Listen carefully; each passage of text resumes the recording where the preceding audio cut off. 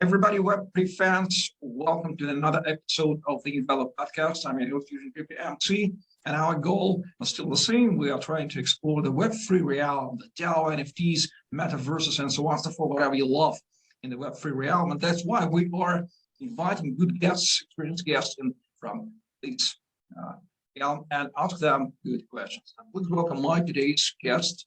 He's Philip Mostert. He's the CMO, Chief Marketing Officer of the SpaceSeven, and SpaceSeven is the world's first NFT marketplace utilizing the eco-friendly and highly effective Concordium blockchain as the primary chain to mint NFTs and other current and future supported blockchains, includes Ethereum, Solana, Flow, and Cardano. So Philip is very experienced and marketing, partnership, NFTs, DeFi, marketplace, gaming, blockchain, metaverse, and all the major components of Web3. So, Philip, welcome to our podcast. That's very honor to have you as the guest. Thank you, Eugene. Thanks for having me on. Let's start with your story in crypto. You are a totally experienced marketer, and somewhere in your life you turned into crypto. Tell us a story. How did you get into the blockchain industry? What were your main incentives to do that? Yeah, I mean, I've had quite an interesting career, actually. I've got more of a traditional digital marketing background. Been working with Google in particular for the last 15 years or so. I was the regional head based in Asia for the last 10 years. And we basically represented Google, their full marketing stack solution, which is GMP, Google Marketing Platform. And we were, my teams were actually responsible for training the Google people themselves, the Google staff themselves. So my background's not necessarily crypto, but I got into crypto in around about 2017, and then threw myself full head, feet and toes and everything else you want into NFTs and blockchain marketing about 2 years ago. And I think anyone who works in the blockchain space will attest that 2 years in crypto is like 20 years in any other industry. I always joke about it's being time dilation because of the pace at which we move, but it is 100% true. What we've done or managed to achieve in 2 years with being in such a relatively new industry, such as what NFTs are, is astounding to see what level we've got to, just in terms of general market penetration awareness. The fact of the certain trade volumes, the prices that are going around the web these days is enormous. But I believe, like, I was a pioneer of Web2, back in the day. And Web2 is basically the decentralization of information.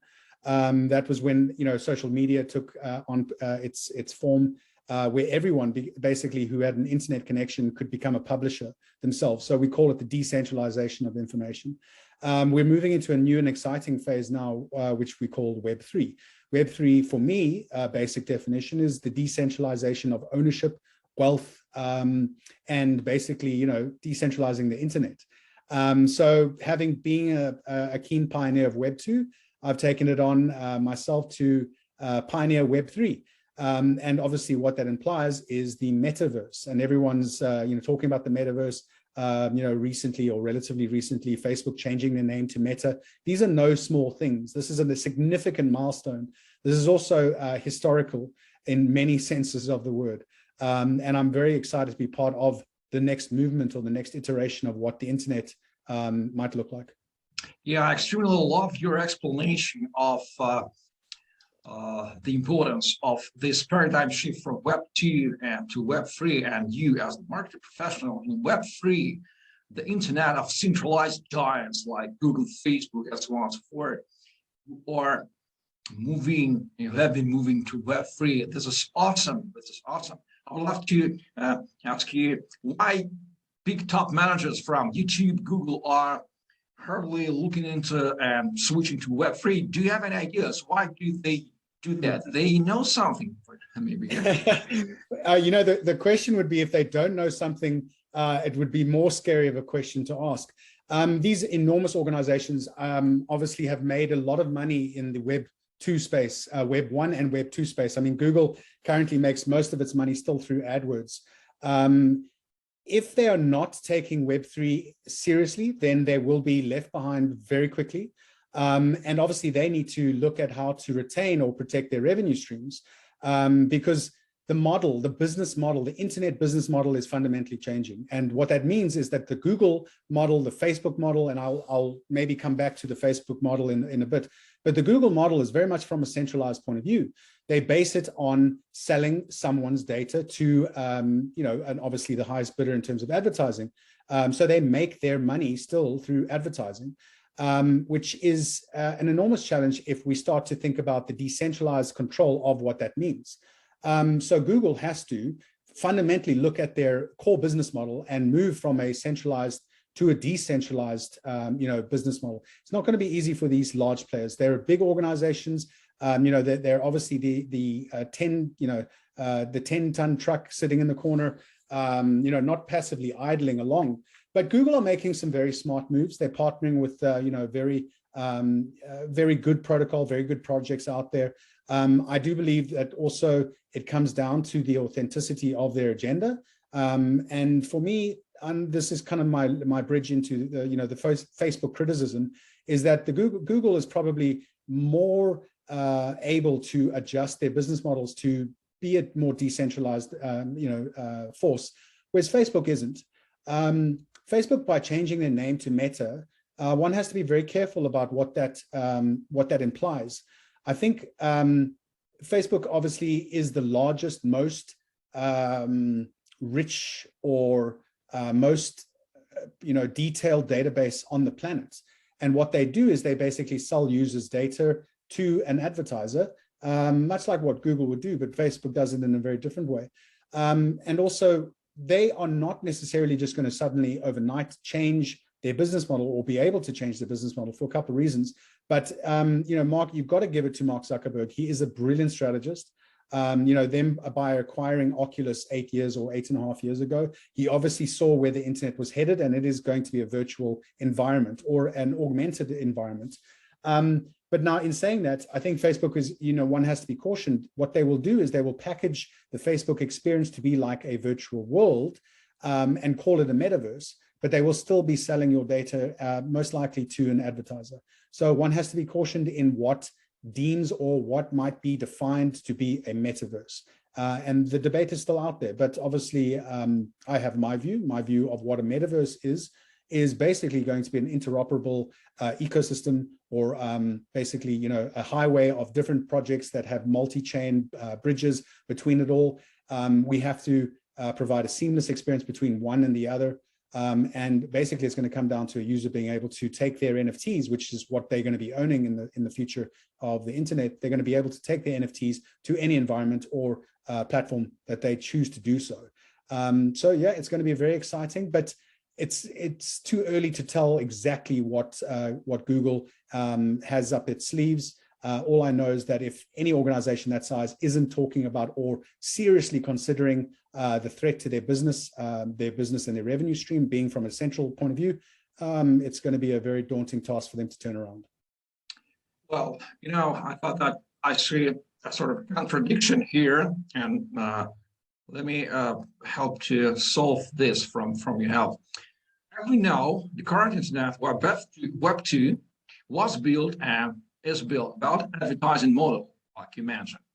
We attract users, we attract data, and we sell them because they do not pay. And if you are not paying for that, you are the product. They sell users to advertisers. So this is like Web3 is built on, and that's why Google and Facebook are so huge giants, because they attracted a lot of data users. And they are looking into the Web3 realm, which is built on another ideological principle where they're user-centric. There's no way to collect the data, to sell the data. Isn't there going or looking into Web3 realm? Isn't that a refusal or even a betrayal of the principles, of main architectural principles on which they have been built on? And how do they plan to live into the world of Web3, in the world of decentralization being huge centralized entities? For me, that's the contradictory. Am I correct or not? What do not I see? Explain how to solve it. You're 100% right. And if I knew how to solve it, I would be a billionaire myself. But so look, it's not going to be an easy task for any of these organizations. And I go back to the fact that they have to fundamentally change their business model. That's not going to be an overnight sort of, approach that they have to adopt. But I do think tokenizing their platforms is a possibility.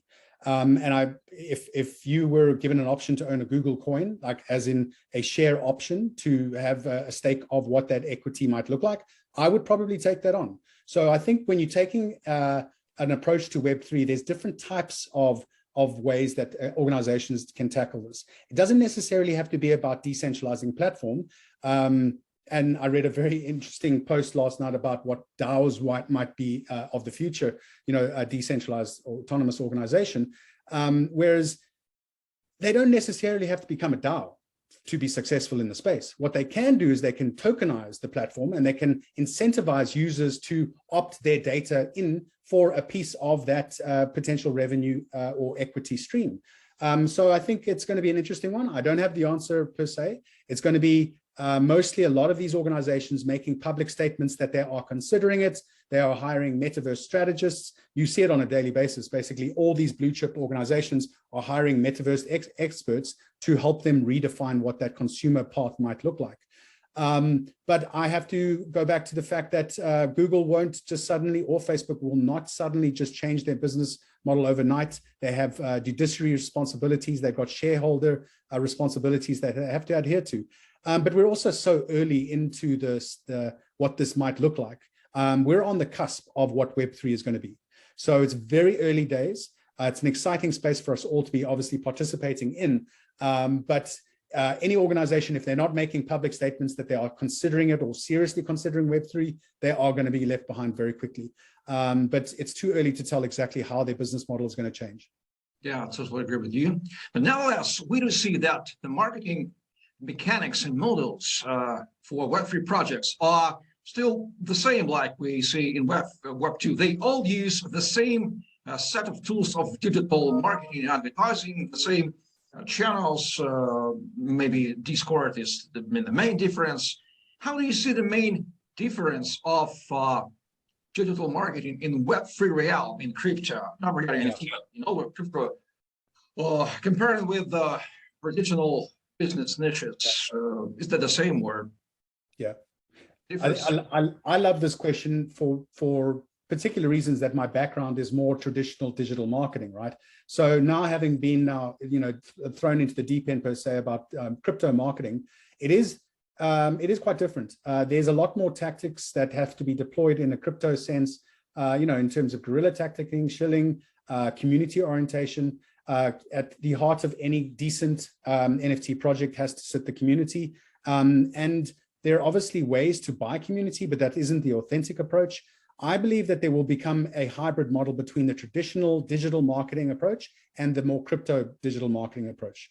Crypto does require a lot more transparency just in terms of your community engagement, a lot more time required in terms of nurturing and obviously growing your community from an organic perspective. Money can solve most of the world's problems, so they say. So I would also be cautioned around applying just, traditional digital marketing approaches in terms of buying audiences or buying likes. It didn't work back in the day of Web2. It's not going to work in the day of Web3. Brands need to remain authentic. They have to remain engaged. They have to remain transparent. And I think if you apply those fundamentals to either practice digital marketing or Web3 marketing, you are what you're doing is you're setting up to be a successful marketing machine. But I think what it does require is a lot more heavy lifting, a lot more content, a lot more transparency, and a lot more accountability. However, we must never lose sight to the fact that data does drive intelligence. And this is what I love about traditional digital marketing, is that data is, it's the Bible at the end of the day. It tells you what's working, what's not working. So when I implement my marketing strategies or my marketing projects, I make sure that we have a very sound business intelligence unit set up that is analyzing the data constantly, looking at what's working, what's not working, looking at engagement rates is a very important factor. And what we'll start to see is a lot more projects will become transparent on what they are seeing in terms of their data sets, their business intelligence platforms. So the typical outside the tent user will go to a project and say, okay, well, this audience or this community size sits at 100,000 or so, and it's kind of like the first check in a in an evaluation process of determining which project to invest in. The problem with these large numbers is that the engagement rate sits at a very low percentage, which obviously defines the authenticity of your community. So it's going to be a very important part for projects to become a lot more transparent on what they're seeing from a business intelligence point of view. So yeah, it's going to be a hybrid model between traditional digital marketing, understanding data, what drives optimized success, and then applying the authenticity in terms of community orientation and building. I gotcha. Dive more into your current job, SpaceSeven. First of all, explain us what is SpaceSeven and how does it differ from other good NFT marketplaces? We won't advertise them. That's not out. Yeah, I don't mind.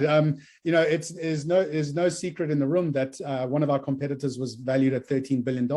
That's the opportunity that sits out there, right? SpaceSeven is basically, it's an art curated NFT marketplace. We're carving out a niche in terms of taking on the traditional worlds, the traditional art buyer, collector, and seller into the crypto or into the blockchain environments. We're also then strongly positioned around an eco-friendly ideology, and that is a very important mantra to us. There is a lot of discussion, a lot of debate happening out there in terms of the global imprint, or the footprint rather, of carbon emissions through NFT production or minting. Whereas in our platform, I'm very proud to say that we only produce about 34 grams of carbon per NFT minted on our platform. And then we've taken it one step further. We've partnered with an organization called Sufu. And what they do is they help us offset that very minimal, small amount of carbon that we produce, from our minting process. So we have various number of activities like planting trees, looking at eco conservation programs. So we're really doing everything in our power to even make us more green than the rest of our competitors. But basically also because we built on Concordium. Concordium is a proof of stake blockchain, which means that it's also we're also carving out a niche just in terms of KYC or ID regulation, which is a very important point for us also, because we believe a lot of our competitors, the biggest challenges they're going to face in the future is about wash trading, fraud, dodgy deals, so to speak, on the platform. And you will not be able to do that on SpaceSeven, because to engage into the platform of the ecosystem, you have to be KYC'd, you have to submit your relevant identification, be it a passport, a driver's license, or an ID. And then in doing so, what we could obviously introduce is a form of regulation. And I do believe this is going to be a growing topic of interest. There's a lot of criticism out there about the NFT worlds, about it being mostly scams and fraud. And I'm very proud to say that we do not have that on our platforms because of the ID required to interact with our ecosystem. So that is a very strong premise that we have. And we believe that it's not for everyone, of course. A lot of people want to remain anonymous because of the cryptic nature of blockchain, whereas we feel that's okay. There's two schools of thought, and we welcome anyone who wants to obviously embrace a more transparent, regulated environment. I had a discussion about this early on also. I also believe that the investor is going to require a lot more transparency and a lot more trust that will need to be established with the projects that they're going to be investing in. There are too many rug pulls happening. There are too many scams and projects that come, take a lot of money, and then they disappear overnight. Now, if I'm an investor, I want to know that the project that I'm investing into has been audited. There is a fair, reasonable amount of regulation around it. And then I can almost have peace of mind in terms of my investment opportunity.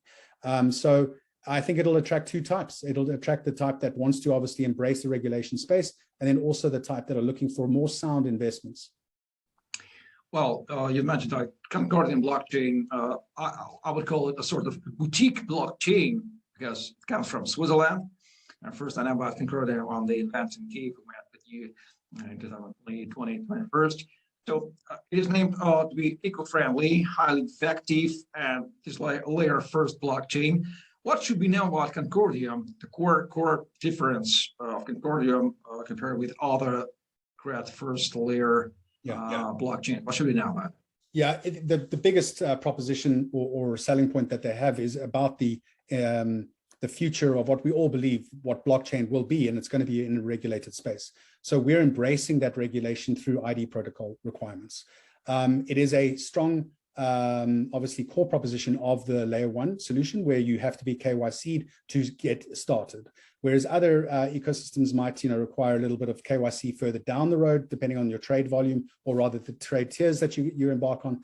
But Concordium really does position itself around the ID at step 1. And I believe that's going to be important because, one, there's going to be a problem in terms of bot activity or scams or attacks, which will never be the case. We're basically a highly secure environment because of the ID required. So, the biggest challenge a lot of these platforms have are either being attacked, where hackers are taking large amounts of money, which will not be the case because we can't be. But also the secondary factor of the matter is we will be able to be regulated because of the transparency in terms of the individual user. So that's a core mandate, or it's a core proposition to the Concordium layer 1. But also because it's proof of stake, we also believe that it's a better solution. It's more stable, it's effective, and it's definitely more cost effective. Now, I'll just go back to another reason why we chose Concordium is because of its cost, low barriers of entry. So the average trade on, say, an OpenSea platform or any Ethereum trade exchange can cost a couple $100, depending on what you're doing. The average person out there, unless you are a very early investor into Ethereum, is not going to be able to afford that or be willing to take that risk. For us, though, we have a low fixed fee on our platform because of the proof of stake nature, right? So it obviously varies on the type of activity that one embarks on, but you're looking at the top end of about €1 to do something, at maybe minting 100 editions or so of a particular NFT. Then it goes down to, various different price points, like to burn something or to change something can cost you 10 cents, all in euro. So it's a very cost-effective platform, making it, NFTs accessible to anyone who wants to now start to participate in what will be the next iteration of the internet. So yes, it is something that we're very proud of because of the ecological factors, because of the ID required at protocol level, and also because of its cost efficiency in terms of anyone being able to get an account, sign up, and start their journey down the wonderful and very fast-paced of NFTs. Well, recently we've already discussed the key differences of marketing in Web3 space in general, compared with other business niches. But I would love to ask you, if to buy Web3, a lot of products are Web3, NFTs, wallets, exchanges, and so on. Or is marketing of NFT collections area of SpaceSeven, is it differ or has any differences or specifics comparing with the marketing of other Web3 products in other niches, let's say exchanges, wallets, and so on and so forth, you know? Or the principles are the same, principles of Web3 marketing are the same for all the products? I think you're looking at, the basic framework could be the same, but with the marketplace, especially the niche that we've carved out in terms of curated art, it gives us a lot more exciting creative flexibility in terms of the type of showcasing, the type of content we can promote, and the type of projects we can obviously partner with. So from our perspective, we've got a lot more to talk about, a lot more exciting things to talk about, on a weekly basis, daily basis, because of the type of artists that are obviously minting on our platforms and the type of partnerships that we're, very proud to have on board so far and in the pipeline. I can't say too much about it, but the next partnership that we launch in a few weeks' time is going to be very exciting, and it's going to be something that all rock and roll fans are going to love because of the type of work, the type of artwork that we're going to be minting on our platforms. So these are the type of exciting angles that one can apply, but the basic premise is going to be the same, right? So we've got at the corner of our mandate, our framework, obviously is Twitter. Twitter is a very important channel for NFTs. Be it any type of NFT environment that you're in, play to earn, publishing, marketplaces, arts, it's the creator environment or creator economy, and that's very much a Twitter, led or driven space. Instagram is also very important to us for a couple of reasons, but because Instagram is such a prominent platform to showcase work, creativity, art, it's going to be a logical, obviously, push for us. To have a lot of presence, a lot of engagement strategies or tactics in Instagram. Telegram is obviously key because it is it's core to any crypto or blockchain project. So a lot of investors, especially on the token side of things, are going to be looking or engaged within the Telegram spaces. So it is absolutely part of that mix. And we've got a number of other platforms that will obviously be adopted and evolved as we grow. But I just go back to, I think the basic framework is going to be very similar from project to project. There is no such thing as a silver bullet, and I have to stress this, time and time again. It all depends on the type of momentum and the stories one can build in terms of what how you deploy it and how you promote it and how you sell at the end of the day. But my teams, I'm very proud of my teams. We've got a very solid little unit that, we do things on a regular basis to lead up to certain events. But we've got obviously the advantage of being a marketplace. We've got very exciting projects being minted on our platforms, and it varies right now. So we've got a wide array of the type of content or art being produced, from the traditional art, sculptures, 3D models, even some music has been done on the platform. But we've got a lot more interest from the PFP space. PFP obviously being, the avatar type project, the community orientated projects. And we do a lot of education in the space also, that we don't want to just launch new derivatives. Another board API club is not going to make anyone, that successful or that distinct. So we do a lot of education with our PFP projects, and also even our artists, just in terms of how to price it and how to add a lot more utility into the projects. Utility for me at the end of the day will go way beyond aesthetics. It'll obviously imply that real value that you can start to attach or associate to a community. Yeah, totally agree. You are the Chief Marketing Officer, Evan, and is it hard to be the CMO of a crypto project, and how to become CMO in crypto? Because CMO is a very responsible position, responsible for all the vision of the marketing strategy and implementation. There's a lot of work on the channel. Yeah, it's not easy. I've got to tell you that it isn't easy. It's not for everyone. It is critical for a CMO to be front and center of all of the project activity. It's very important for a CMO to understand that. It comes with its challenges, but it also comes with a great opportunity that it is, you're at the cornerstone of basically driving the strategy, regardless of what the technology can provide. So the CMO position comes with enormous stress, a lot of responsibility, but it's also incredibly fun because you're front and center with the community.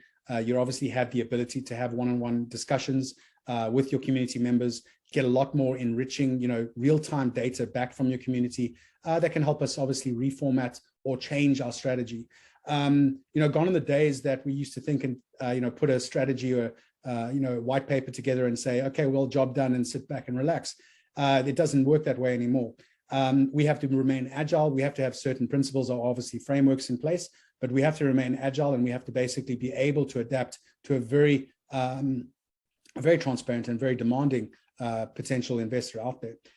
So it isn't easy. I love it, or I wouldn't be doing what I do. But it is a very exciting, very fast-paced, moving industry and environment. And I'm very proud to say that I'm going to be obviously influential driving force of what could be a very exciting next 20, 30 years and beyond. Well, you've mentioned community. Thank you very much for that mention, because a lot of NFT professionals told me that community matters a lot. First community. That's why Discord, then community, then the rest.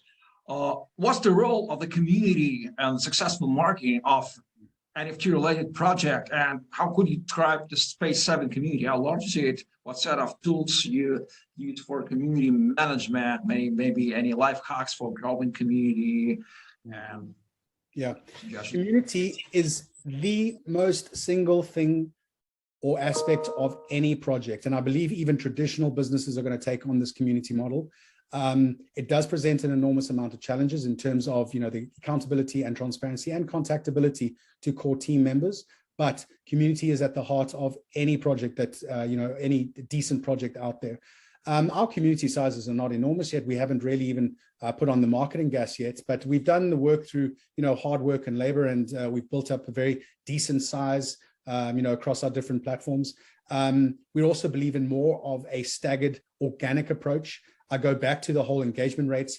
I don't want to go out there and say, well, I've got 100,000 people on my Twitter handle, but only, maybe 100 or a couple hundred of them are engaged on a regular basis. That doesn't make any sense. So I would rather do the painstaking approach of building an authentic, a genuine community, a loyal community that are obviously part of the success story and are invested into, the success of the project.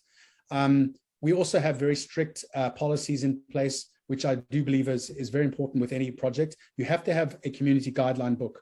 You cannot just let it all run to itself, because unfortunately the nature of blockchain and crypto is a large portion of those people out there are looking for, the next billion-dollar opportunity.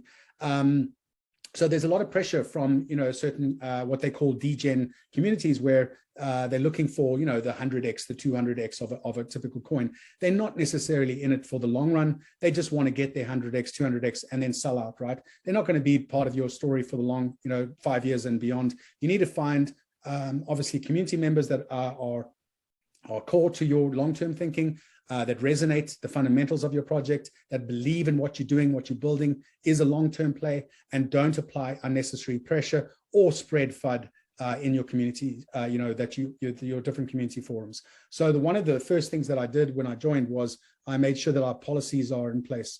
We've got a very clear mandate with what we will accept, what we won't accept. Fundamentally, we will not accept any talk about, speculation, price, or token. I think that attracts a very different type of audience member. We kind of call them moon boys or when Lambos, the type of audience that are just looking to shill, make a profit and leave. So we won't accept any of that type of discussion. We also want to just encourage a very, fruitful space for creativity. Us being a marketplace, an art marketplace, needs to encourage that. Just in terms of creativity, but also sharing of information. I'm looking to build a community it's got a healthy balance between buyers, sellers, newbies, or more experienced artists. And I want us all to get into this environment of sharing knowledge, what worked, what didn't work. This is why I've also set up a very regular AMA, an Ask Me Anything session with some artists that have been in the space for longer. And the reason is because everyone wants to hear their story at the end of the day. Everyone wants to hear what was their formula to success, or is there a silver bullet? And there isn't, right? So everyone comes with a beautiful story to tell, that it is not an overnight success, kind of Cinderella story, which most people think it is. It's not. The famous example is the Beeple example.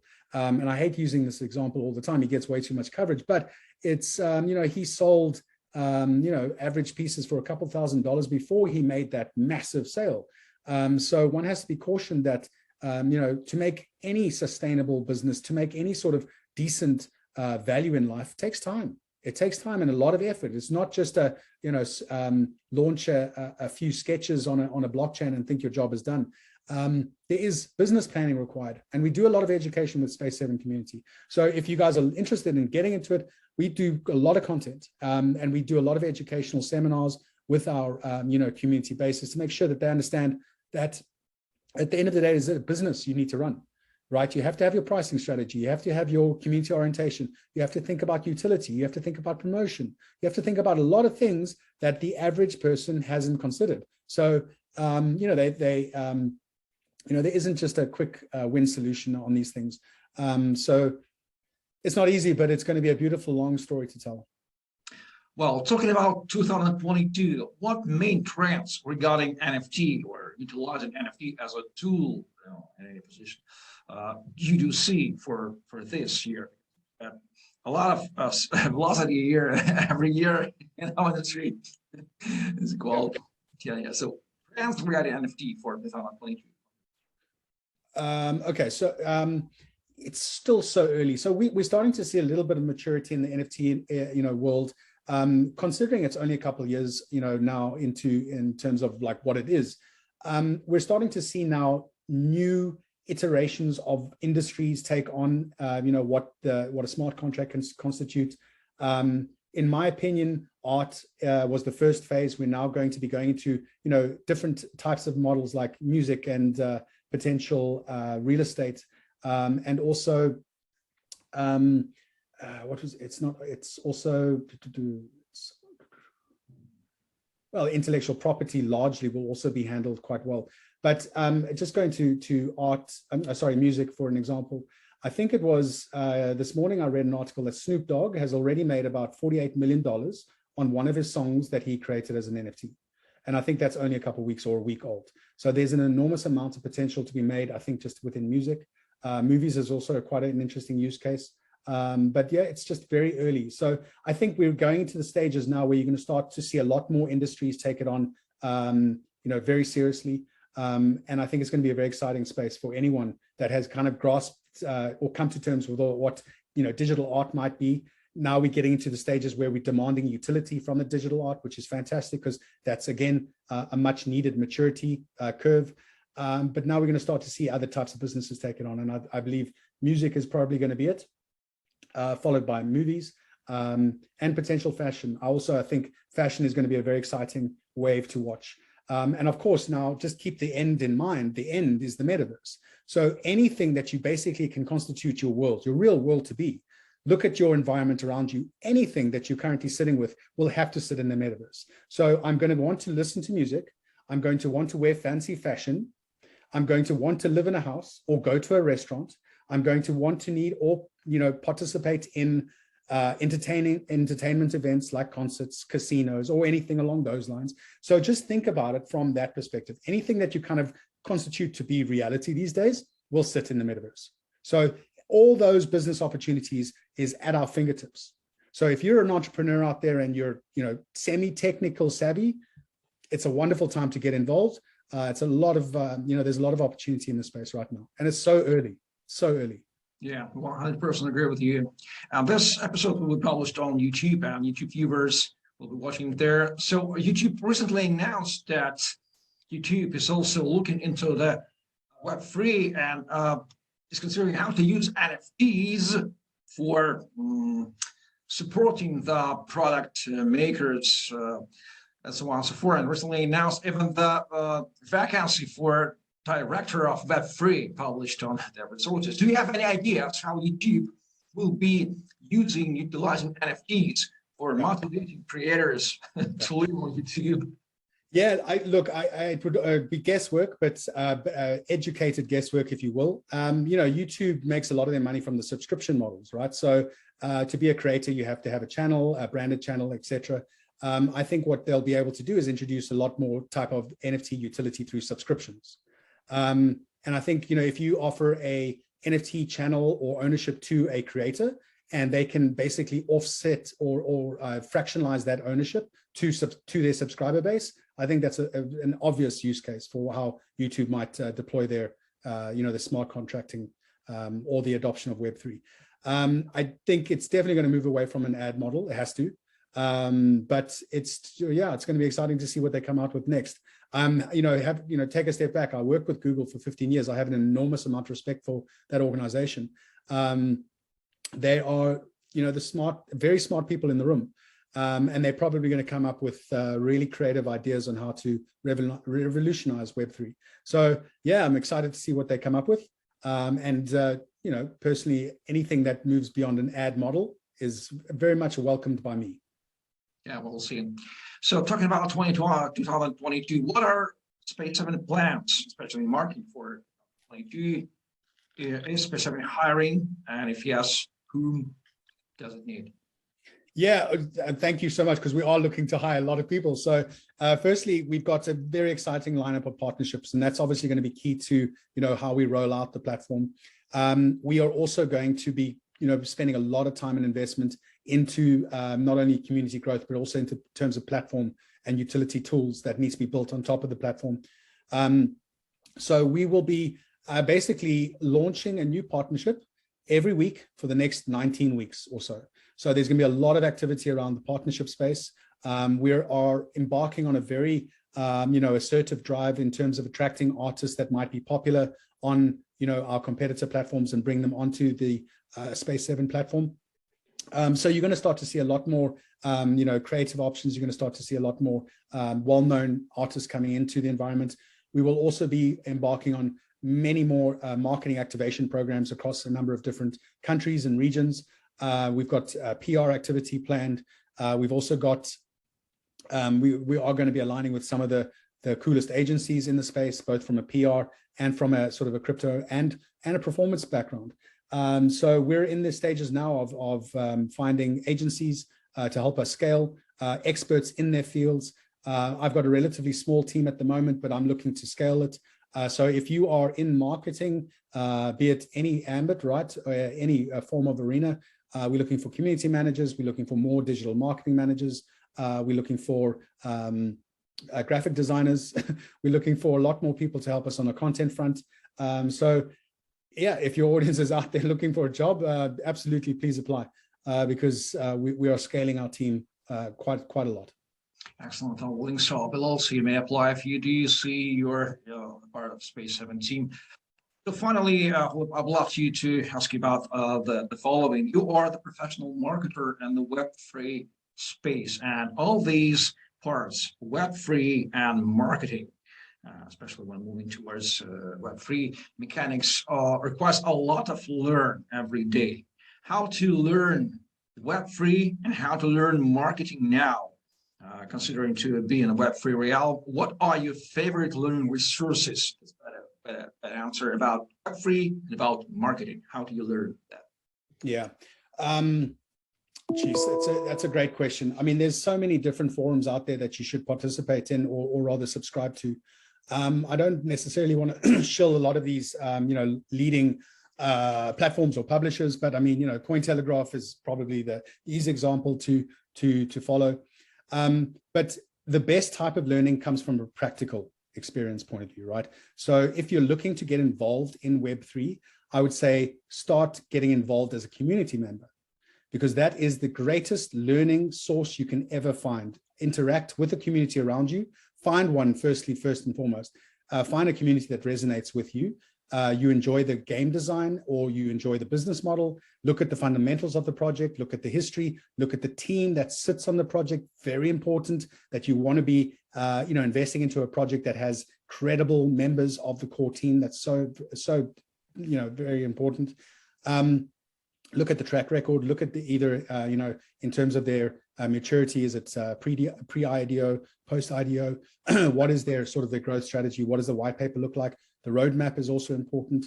But there's no better way to learn than to identify community and get stuck in. Join their forums on Discord, join their forums on Telegram, and interact and bring value to the discussion. There's that, and there's also obviously your typical mainstream media that you can follow. Subscribe to newsletters, also a good source. There's a lot of great newsletter sources out there that consolidate the week's worth of activity or action that's happened across the globe. But just be cautioned. There's a lot of information out there, and it's getting more and more daunting for anyone to try to decipher the truth. And it's just distinguish the fact from fiction is going to be our biggest challenge. So we've got a popular term in the industry: do your own research, and I can't stress the importance of a user going out there and doing their own research. And also just be cautious on influencers, because typically anyone who's going to instill advice or offer you investment advice will have an agenda behind it. So just be cautioned on who you listen to, or who you deem as being a trustworthy source. But there are a number of different influencers out there that I highly recommend. But again, I'm not going to be able to list those names. I think really go out there and find the influencer that resonates with you.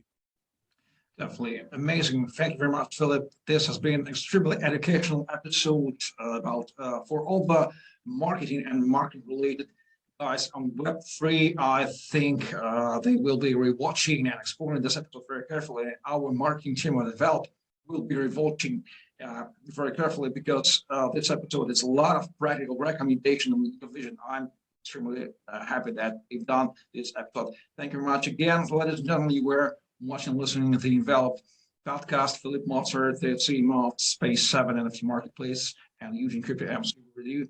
Thank you for watching, listening, subscribing to the channel. Stay tuned for next brilliant episodes of the Envelop podcast, and join the Web3 and join any community you love, because Web3 is part of our reality. It will be changing our world forever, like it never was before. Thank you very much again. See you on the next episode. Cheers. Thank you.